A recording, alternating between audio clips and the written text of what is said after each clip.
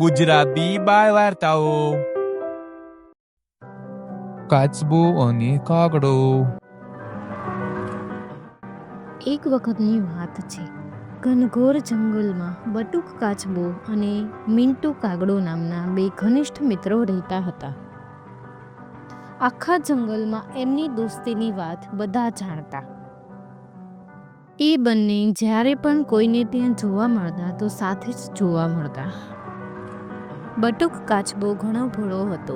તે આસાનીથી કોઈની પણ વાતોમાં આવી જતો. બટુક કાચબાની ચાલ ધીમી હતી પણ હંમેશા સાચી વાત કરે. અને મિન્ટુ કાગડો ખૂબ ચતુર, હંમેશા ઊંચી ઊંચી વાતો કરતો અને કોઈને પણ પોતાની વાતમાં જલ્દીથી ફસાવી લેતો. હંમેશા મોજથી જીવે અને કોઈને પણ પોતાની વાતમાં ફસાવીને પોતાનું કામ કઢાવી લે. મિન્ટુ કાગડો સ્વભાવથી ચતુર હતો, પરંતુ આળસુ બહુ જ હતો. તે પોતાના બધા જ કામ કરવા માટે બટુક કાચબાનો ઉપયોગ કરતો. પરંતુ બટુક કાચબા સાથે તેની ઘણી પાકી દોસ્તી હતી. બંનેને એકબીજા વગર એક મિનિટ પણ ના ચાલે. આખો દિવસ બંને જોડે જ હોય અને સૂવા માટે જ પોતપોતાના ઘરે જાય. બાકી તો આખો દિવસ બંને ખાઈ પીવે અને મોજથી ફરે, પરંતુ એકબીજા વગર ક્યાંય પણ ના જાય. આખું જંગલ એ બંનેની દોસ્તી જાણતું હતું, પરંતુ પિંકી ચકલી હંમેશા બટુક કાચબાને સમજાવતી. એ કાચબા ભાઈ, તમે તો ખોટા માણસના સંગતમાં છો. કેમ ચકલીબેન, તમને એવું કેમ લાગે છે? એ મિન્ટુ કાગડું બહુ જ ચતુર છે. કોઈને પણ આસાનીથી પોતાની વાતમાં ફસાઈ લે છે. કાગડાએ પહેલા મારી સાથે પણ એવું જ કર્યું હતું. હું મારા અનુભવથી તમને કહું છું. તમે બચીને રહ્યો અને મારી વાતને ધ્યાનથી સમજો. અરે ના ચકલીબેન, ના. મને મોન્ટુ કાગડા પર મારા કરતાં પણ વધારે ભરોસો છે.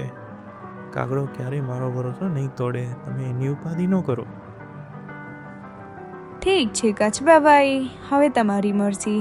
મેં તો તમારા સારા માટે જ તમને કહ્યું હતું. તો પણ ધ્યાન રાખજો તમે તમારું. હા ચકલીબેન, ઉપાધિ ન કરો. મને અમારી દોસ્તી પર પૂરો ભરોસો છે.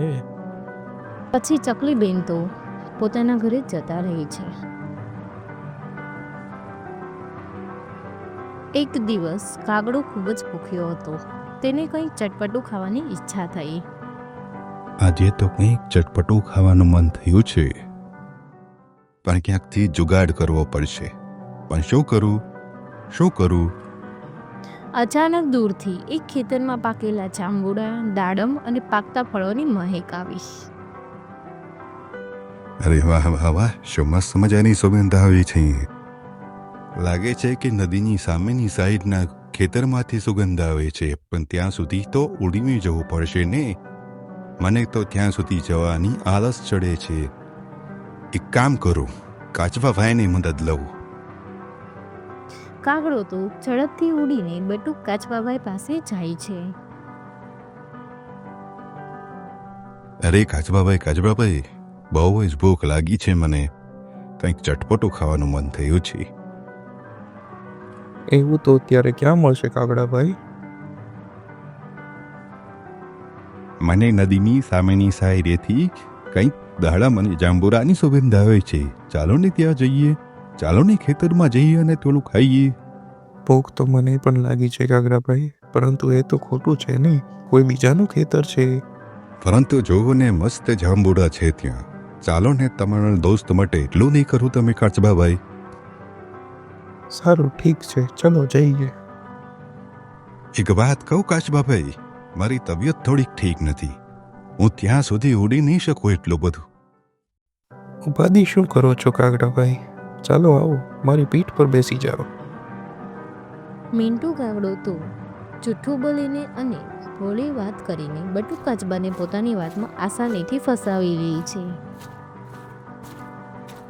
એટલે બટુક કાચબો કાગડાને પોતાની પીઠ પર બેસાડે છે અને બંને ખેતરની તરફ ચાલતા થાય છે. થોડુંક ચાલ્યા પછી રસ્તામાં નદી આવી, પરંતુ મિન્ટુ કાગડો ઉડતો નથી, તે તો આરામથી જ બટુક કાચબાભાઈની પીઠ પર બેસેલો રહે છે. કાગડો આરામથી મજા કરતો કરતો રસીલા જાંબુ વિશે વિચારે છે અને કાચબો ધીરે ધીરે આગળ વધે છે.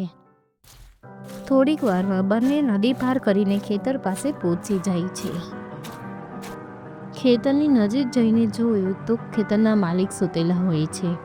એટલે બટુક કાચબો મિન્ટુ કાગડાને કહે છે, અરે સાંભળો કાગડાભાઈ, ખેતરના માલિક સૂતેલા છે, એટલે આપણે ધીરે ધીરે ચાલીને અંદર જઈએ અને ચૂપચાપ ખાઈને નીકળી જશું.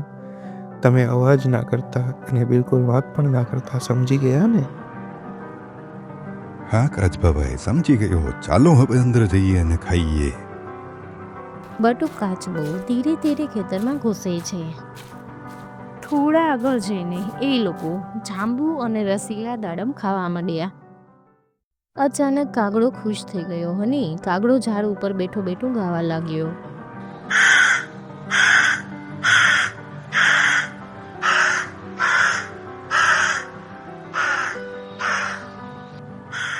અરે કાગડાભાઈ, શું કરો છો? ખેતરનો માલિક જાગી ગયો. ચાલો હવે જલ્દી ભાગો અહીંથી. કાગડાનો અવાજ એટલો મોટો હતો કે ખેતરનો માલિક ઉઠી ગયો.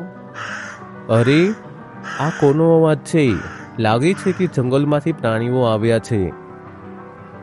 ખેતરનો માલિક દોડતો દોડતો ખેતર તરફ આવ્યો અને જોયું તો કાચબો ખેતરમાં છે અને તેને જોઈને કાગડો તો તરત ઉડી ગયો.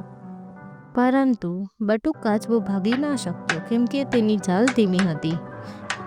ખેતરના માલિકે બટુક કાચબાને પકડી લીધો અને તેને ખૂબ જ માર માર્યો. બટુક કાચબો ઘણો દુઃખી થયો. ભોળા મનથી તેની મિત્રતા નિભાવી પણ પોતે ફસાયો. હવે એ વિચારવા લાગ્યો કે ચકલીબેન સાચું કહેતા હતા. ખરેખર કાગડો મિત્ર છે કે ઉપયોગ કરનારો છે, તેનો જવાબ હવે મારે ગોતવો પડશે. પછી કાચબો ધીરે ધીરે જંગલ પાછો જાય છે. ત્યાં કાગડો તેની રાહ જોતો હોય છે. અરે કાચબાભાઈ, તમે આવી રહ્યા? હું તો ખૂબ જ ડરી ગયો હતો, એટલે જલ્દીથી ઉડી ગયો. એ જ સમયે બટુક કાચબો એક પ્લાન બનાવે છે. કાગડાને એવું શીખવશે કે ભવિષ્યમાં ક્યારેય તે બીજાના ભોળાપણનો ઉપયોગ ના કરે. બીજા દિવસે તો બટુક કાચબો મિન્ટુ કાગડાને મળવા જાય છે અને ભોળાપણથી કહે છે, કાગડાભાઈ, આજે હું એક એવી જગ્યા શોધી છે જ્યાં ખાટા મીઠા દાડમ છે. કોઈ નથી ત્યાં. ચાલો ને જલ્દીથી જઈએ અને ખાઈએ. કાગડો તો ખુશ થઈ ગયો અને તરત માની ગયો. બંને ત્યાં જાય છે. પરંતુ બટુક કાચબાએ તો ત્યાં એક ખાડો ખોદી રાખ્યો હતો. થોડાક ફળ નીચે નાખીને તેના ઉપર પાંદડા લગાવી રાખ્યા હતા. કાગડો તો ઝડપથી મજામાં પાંદડા ઉપર ચડી ગયો અને સીધો ખાડામાં પડી ગયો. ખાડામાં થોડો કાદવ પણ હતો. તેમાં કાગડાની પાંખો પીંજાઈ ગઈ. અને ઓ કાચબાભાઈ, મારી મદદ કરો. મને આમાંથી બહાર કાઢો જલ્દી. મને તમારો અવાજ નથી આવતો કાગડાભાઈ, શું બોલો છો? કાચબો તો કાગડાને થોડીક વાર કાદવમાં જ પડ્યો રહેવા દે છે. થોડી વાર પછી કાચબો કાગડાને કહે છે, મિત્રતાનો અર્થ છે સાથ આપવો, નહીં કે દુઃખમાં છોડીને ઉડી જવું. કાગડાને તો ખૂબ પછતાવો થાય છે. એ ક્ષમા માંગે છે અને કહે છે, કાચબાભાઈ, મને માફ કરો. આજે મારી આંખો ખુલી ગઈ.